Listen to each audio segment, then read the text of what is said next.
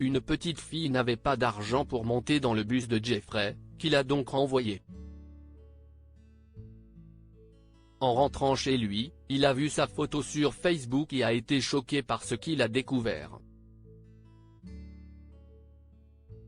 Non, petite fille. Tu ne peux pas monter sans argent. Sors s'il te plaît parce que j'ai vraiment besoin d'y aller, a dit Jeffrey, le chauffeur de bus, à une petite fille qui voulait monter dans le bus mais qui n'avait que quelques centimes.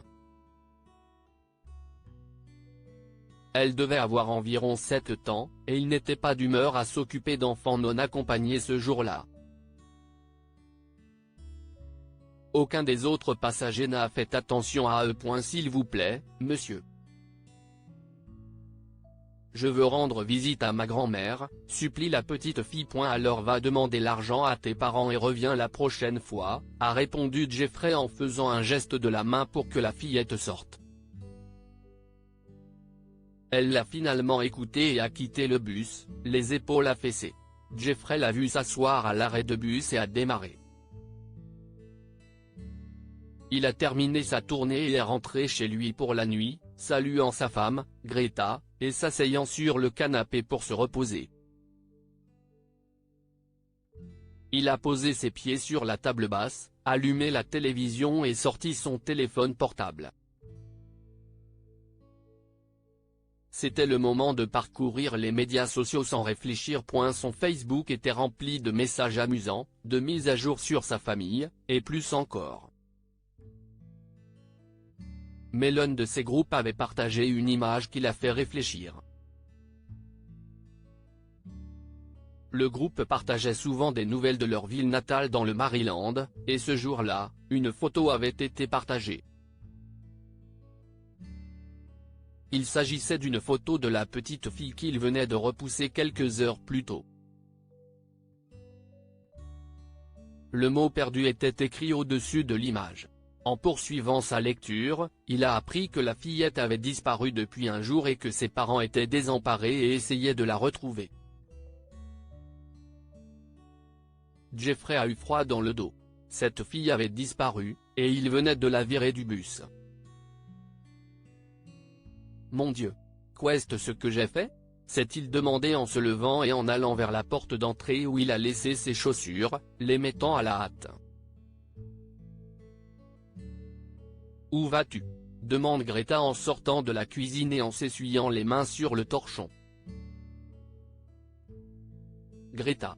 Vite. Appelle le 911 et ce numéro, a dit Jeffrey en lui montrant la photo de la fille avec son téléphone. J'ai vu cette fille à un arrêt de bus tout à l'heure, et je l'ai refoulée parce qu'elle n'avait pas assez d'argent.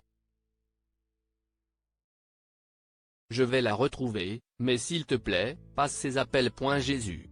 Ok, quel arrêt de bus exactement? A-t-elle demandé, et il lui a expliqué où il l'avait vue. Greta est restée à la maison pour appeler les autorités et les parents de la fille. Jeffrey s'est précipité vers sa voiture, a démarré et s'est presque envolé de chez lui, fonçant vers l'arrêt de bus. Avec un peu de chance, la fille était assez intelligente pour rester au même endroit. Il n'arrivait pas à croire à quel point il avait été négligent tout à l'heure. C'était une petite fille toute seule. Bien sûr, quelque chose n'allait pas. Alors qu'il conduisait frénétiquement vers l'arrêt de bus, Jeffrey s'est juré d'être plus prudent à l'avenir, surtout lorsqu'il s'agit d'enfants. Finalement, il s'est rapproché et a vu une petite silhouette assise sur le banc, là où il l'avait laissée. Dieu merci, se dit-il, en se garant juste devant elle et en descendant. Ma fille, tu es encore là. Dieu merci. Oui, monsieur. Aucun autre chauffeur ne m'a laissé monter dans le bus, a répondu la petite fille depuis sa place sur le banc, balançant un de ses pieds et regardant le sol en béton. Jeffrey prit une profonde inspiration, essayant de se calmer, et décida de lui parler doucement. Quel est ton nom? Sarah, a-t-elle répondu. Je ne suis pas censé parler aux inconnus. Si est-il vrai. Mais je te promets que je ne me rapprocherai pas de toi. Dis-moi, Sarah. Sais-tu que tes parents te recherchent désespérément? Ils me cherchent? Eh bien.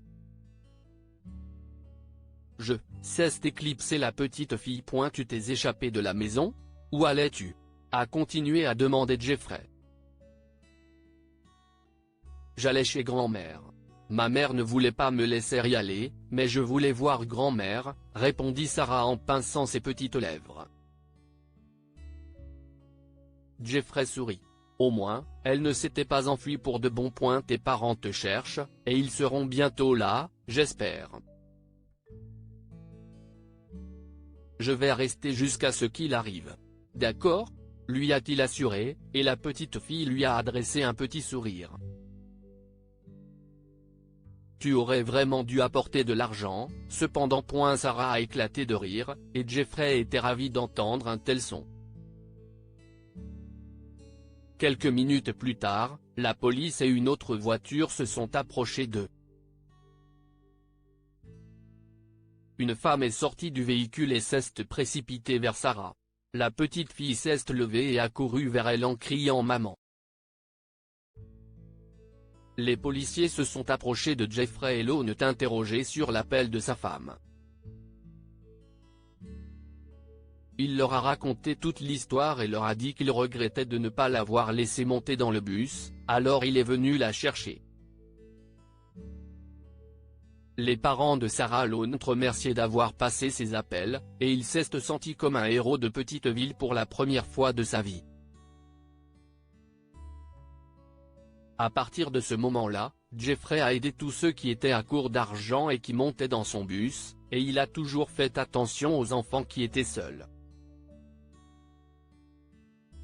Beaucoup d'enfants étaient trop indépendants, mais ils avaient besoin de quelqu'un pour veiller sur eux, et Jeffrey était l'homme idéal pour ce travail. Que pouvons-nous apprendre de cette histoire? Réparez vos erreurs dès que vous le pouvez. Lorsque Jeffrey a vu l'image en ligne, il a réalisé ce qu'il avait fait de mal et s'est empressé d'arranger les choses. Il a sauvé une petite fille grâce à son action rapide. Faites attention à tout enfant seul dans la rue. Bien que certains parents permettent à leurs enfants d'être plus indépendants, vous pouvez garder un œil sur eux, au cas où. Vous pouvez également les aider si vous sentez un danger. Partagez cette histoire avec vos amis.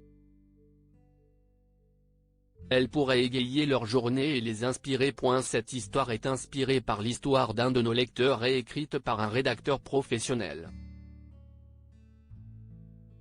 Toute ressemblance avec de véritables noms ou lieux est une pure coïncidence. Toutes les images sont utilisées uniquement à des fins d'illustration. Partagez votre histoire avec nous. Elle changera peut-être la vie de quelqu'un. Si vous souhaitez partager votre histoire, envoyez-nous un mail à info@amomama.